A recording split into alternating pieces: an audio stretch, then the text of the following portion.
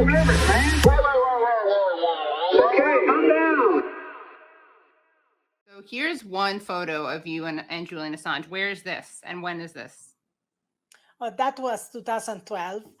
And it was February 2012. And it was basically the last time that I met Julian, and he was under house arrest. He was not free. 2012, he was not free. He was under house arrest, but he was not yet in the embassy. So here it was outside the embassy. Okay. And then here he is. Here's another picture of you that I'd like you to comment on. Where is this and what kind of photo is this? Yeah, this is the embassy, the Ecuadorian embassy in London. This picture was taken the 29 December of 2017. It was just a month after I had discovered the destruction of crucial documents about the case, the Julian Assange case. And I went to the embassy to discuss many things, including the destruction of documents. I couldn't have imagined what was going on behind the scenes. Basically, while we were talking, someone got access to my backpack and accessed my phones, unscrewed my phones, and took pictures of my phones, took pictures of all my USB sticks. I had very, very important documents. So I have no idea fortunately, I had encrypted everything. Let's hope encryption worked and they were not able to get access to this data, this data. And we discovered this only because they took pictures. So at the end of the day, the Spanish police, because the company was a Spanish company, the Spanish police got these pictures and videos. So we have evidence of these spying activities.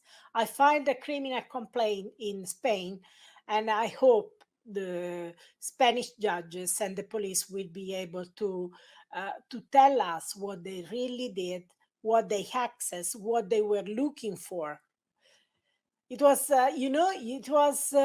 something that you expect in an authoritarian state, But this happened in London. This happened in the heart of Europe. It didn't happen in North Korea or Russia or China. This is real. And we were treating Julian as a paranoid, but he was not paranoid at all. He was right from the very beginning.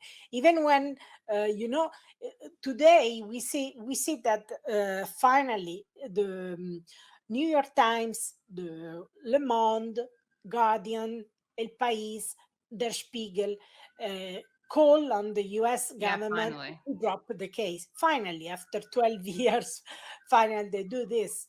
But, if they had done something before, probably we were not in this situation, no? Yeah.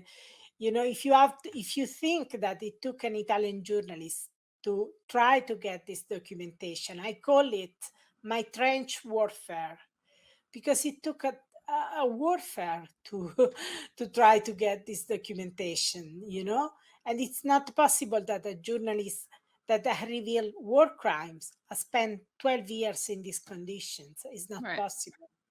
Now, you weren't the only journalist spied on, but you're the only one who filed a FOIA, right? Or who did anything about this. We know, like, the Washington Post national security correspondent, she was spied on. Did you get any solidarity or any other people joining you when you move forward on this? I tried to contact the Washington Post national security correspondent, Ellen Nakashima, who had been targeted inside the Ecuadorian embassy, and tried to ask her whether she was interested in joining my criminal complaint. Unfortunately, I never got a reply, and I don't think she filed it at all. Others filed it because they were targeted, and even the German colleagues filed their own criminal complaint, but nothing from the US journalists at all, fortunately. And you had to pay for this out of your pocket, these FOIA requests? This is a good question, Katie.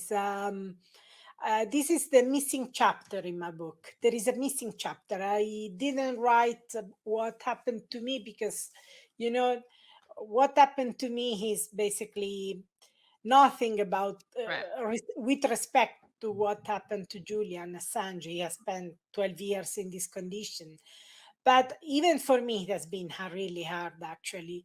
I had to leave my newspaper to be able to keep doing this work on the WikiLeaks case.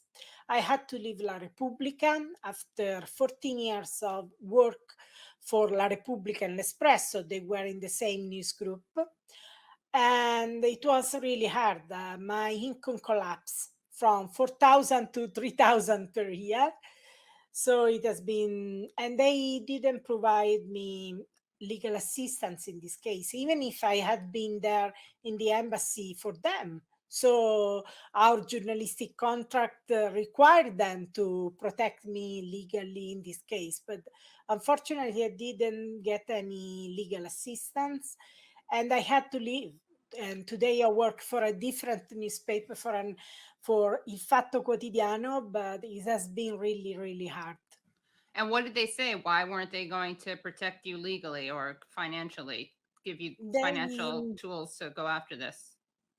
Well, they basically did not reply at all. And, no one tells you, you don't have to cover this topic. It's much more subtle. You realize that everything becomes so difficult. Suddenly, things started becoming so difficult. So they require such much effort, such a big effort, that you realize that your work is no longer welcome, is no longer accepted. So you have two options.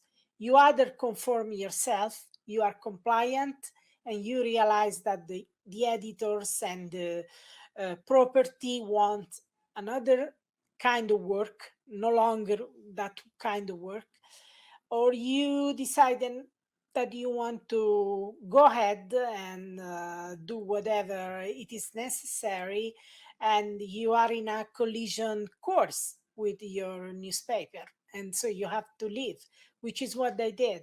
I decided that my work was much more important than my newspaper, so I could find another newspaper maybe.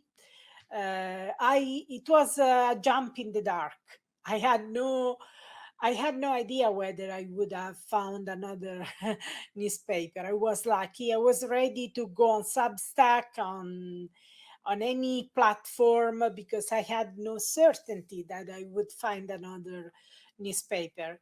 And so it has been really, really hard. But this is a chapter which maybe one day I will write, but takes some detachment, Right. And now the priority is that Julian Assange is free now, and the case is dropped. That's the priority. It's not me. I don't want to be at the center. I'm not. My troubles are nothing compared to him.